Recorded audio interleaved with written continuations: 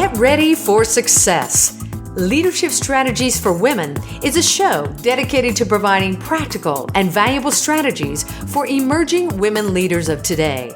It's your time to get inspired, motivated, and challenged to achieve your vision for success. And now, here's leadership speaker and coach, Ellie Nieves.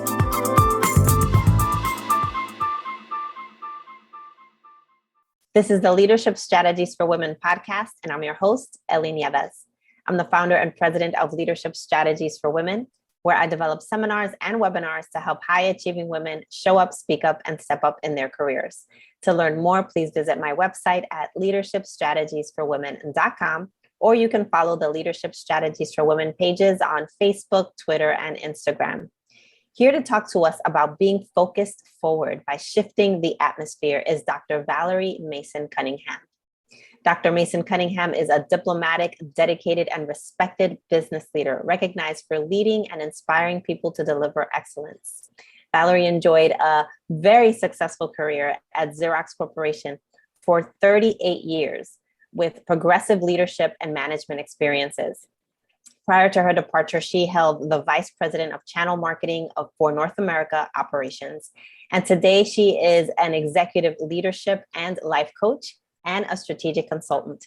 She is a change champion and long-term value driver who leverages global business acumen in operations, marketing, sales, communications, and finance to deliver exceptional results for large, small, and mid-sized enterprises. She engages actively in the advocacy, discussions, and design for a diverse workforce and work environment to embrace the power of equity and inclusion. Dr. Cunningham, welcome to the show. Well, thank you, Ellie. It's a pleasure to be here. And I just so admire this podcast series for women and leadership strategies. So it's an honor for me to be here. Thank you. So I'm honored to have you on the show. I had the pleasure of sitting on a panel with you, and I was just so impressed with everything that you shared, your illustrious background, and just your your creative way of dealing with issues that we now face in the workplace when it comes to diversity and inclusion, as well as leadership. So I'm looking forward to you sharing with our audience today. Excellent. Thank you. So can you share a little bit about your personal background? Can you tell us about your family life, maybe your hobbies even? Sure. Thank you for that question. I grew up in humble, settings. I was born and raised out on Long Island in New York. And I always used to tell people I was from the tropical island of Long in the county of Nassau. And so, I grew up out there and I went to college out there, although I did go to college at Spelman for a couple of years, and then I transferred back to graduate from SUNY Old Westbury. And I was the first in my immediate family to be a college graduate. My father was the first African-American salesman out on Long Island back in the 50s. My mother was a stay-at-home mom, but both of them really instilled in my brother and I about knowledge and education. And so they pushed us to really gain our education. And so I was the first in my family to get my Bachelor of Science degrees in business management, marketing, and computer science as a minor. I love to dance. I used to take DAP and ballet and African dance as I was growing up. I was very athletic, so I was a constant runner. I ran track, I played softball. I love sports. I love dance. I love music. I love singing, but I don't do it because I don't believe I'm such a great singer, although I've been told I do carry a decent note. I do enjoy family and friends. It's one of the core important aspects of who I am. And without family and friends, I wouldn't be who I am today. And then clearly that network grew over time as I engaged in different environments and different activities. Believe it or not, I do love to fish. And my husband and I have a timeshare in Aruba, and we would always go deep sea fishing. And yes, I caught several tunas and wahoo and mahi mahi. So all of that. I have one son who's the pride and joy of both my husband and I. He is a recent graduate of Butler University. Yoo-hoo! So we're proud of the Bulldogs. And so we are a family of that. And he now is currently in the workforce, which is incredible. And we're excited about that.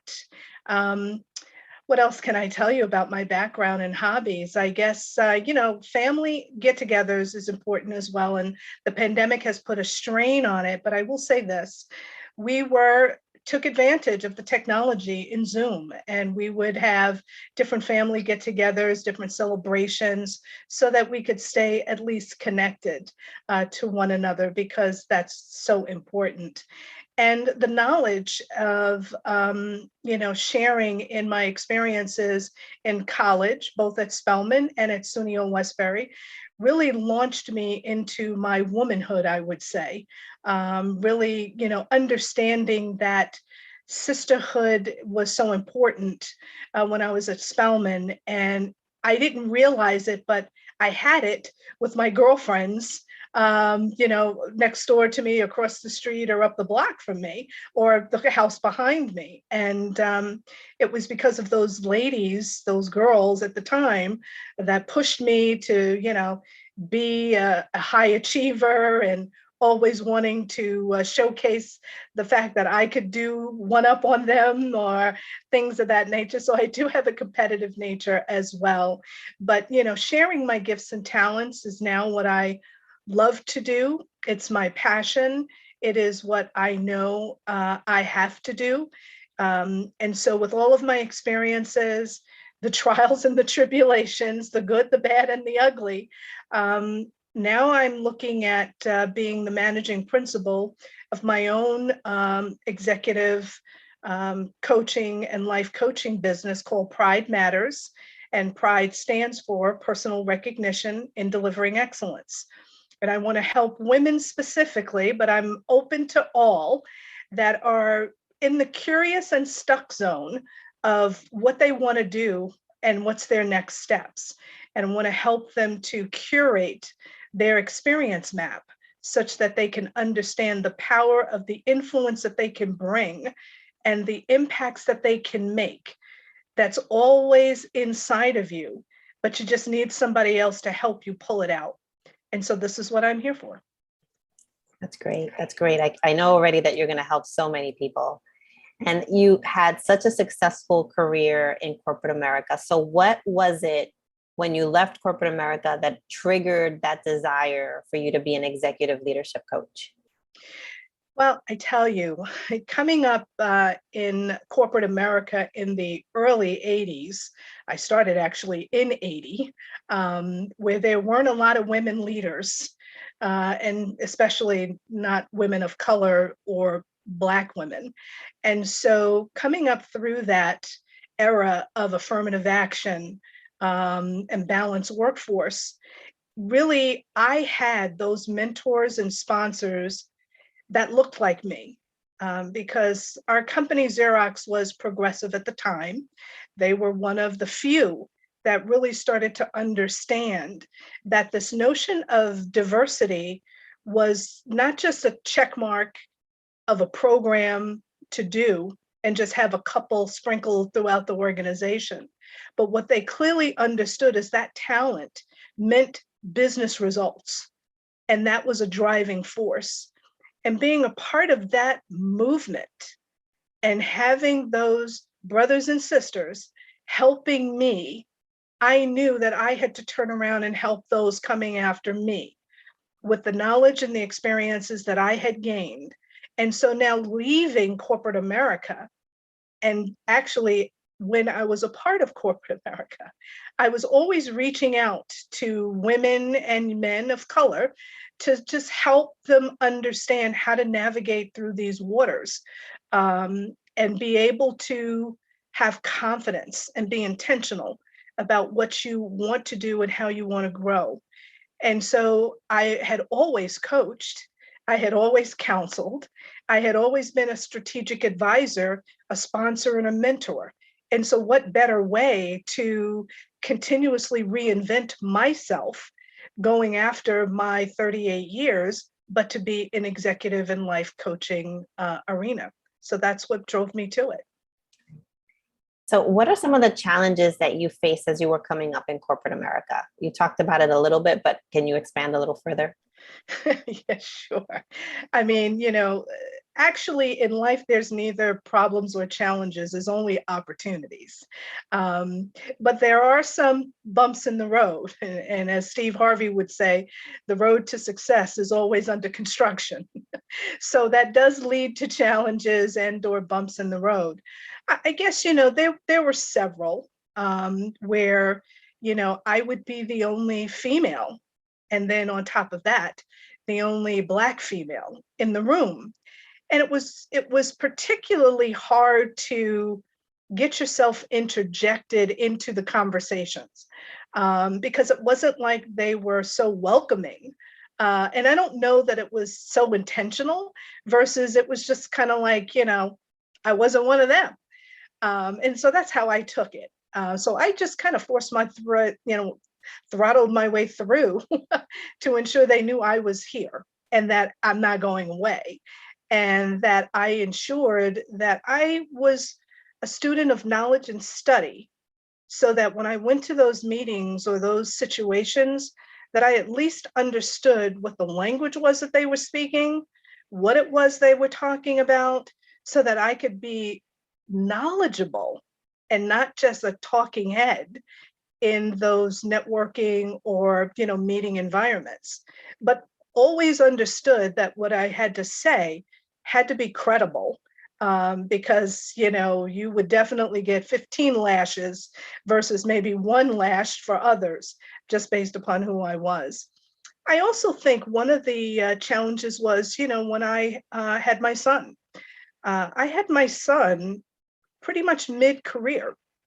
I had, been working for 10 years before I got married, and then 8 years after that, before I had my son. So I was 18 years into the company. And so I was moving, and I had a lot of mentors and sponsors moving me through, different opportunities. And then when I had my son, I basically had to say, I wasn't going to travel around the world. I wasn't going to be able to leave home 50% of the time for 2 weeks in a row, and those kinds of things that I was doing before. And that was a challenge because people thought that I had stopped wanting to progress in my career. And if it wasn't for mentors and advisors and what I call my board of directors, which were the people that I really trusted, and having open communications with them so that they understood this was temporary. This was not a permanent, distraction that I was not interested in doing more in the company. But that was a challenge. And actually, I had an executive coach as a part of my continuous growth. And the feedback was interesting that she would give me, like, people don't think you're interested in growing and moving anymore. They see you as taking a pause because you're just not excited about things anymore. And I was like, that is so far from what really is. And I said, screech halt. Clearly, I'm going to have to do damage control here.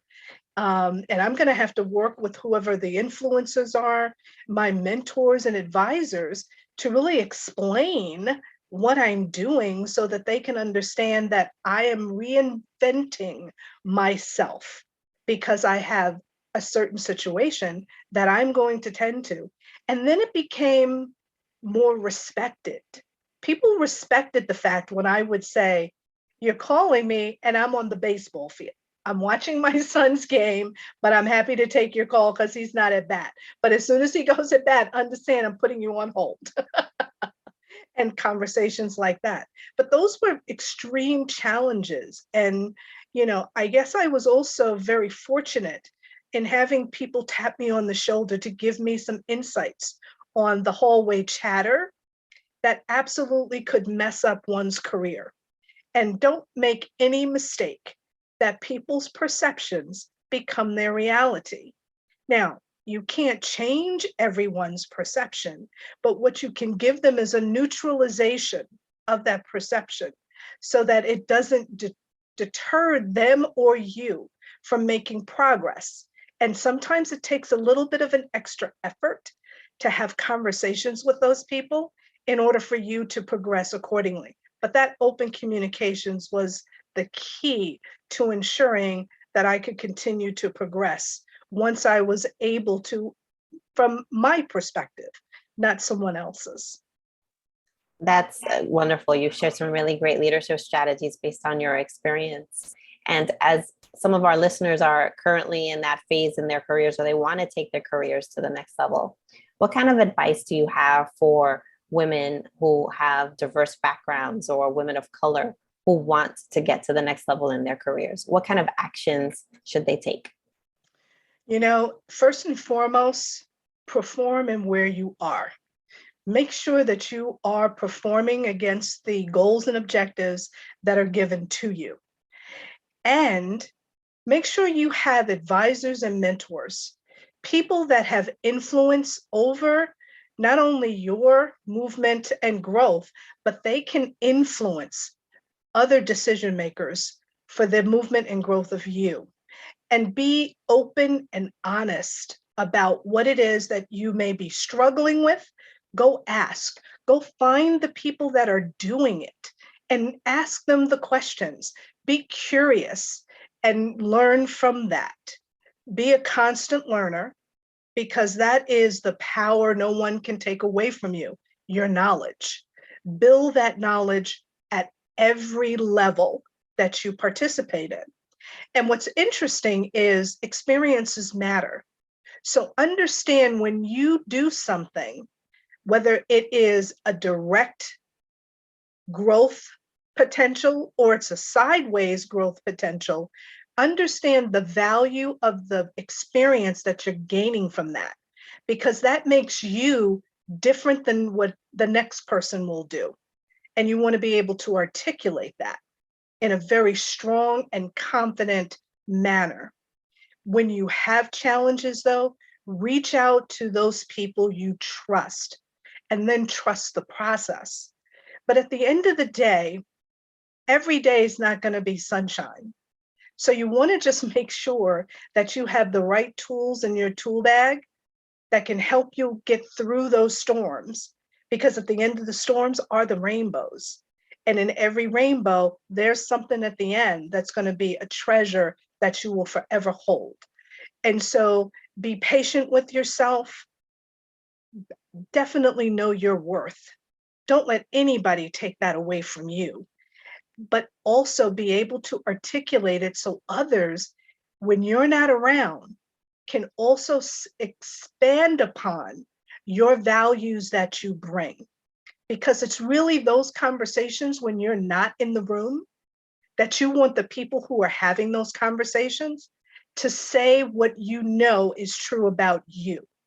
Because there'll be others around the room that may not know you that well, but will have an opinion about you that's not necessarily supportive of you.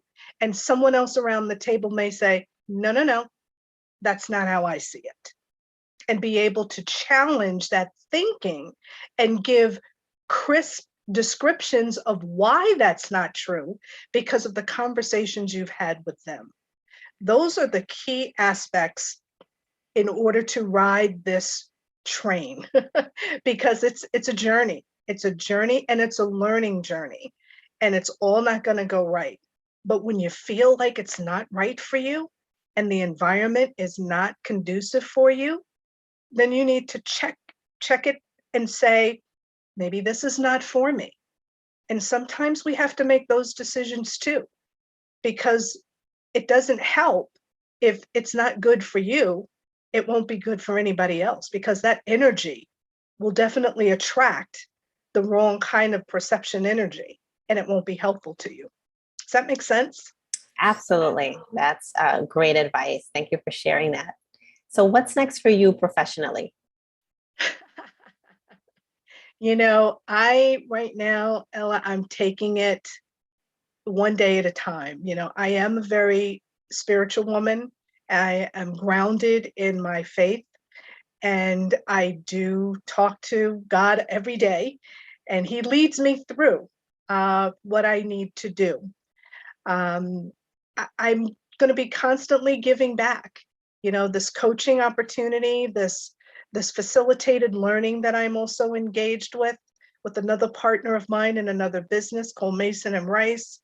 We are out here to project some of our experiences through to others that are wanting to receive it to help them through these navigations and uncharted waters that we're going through.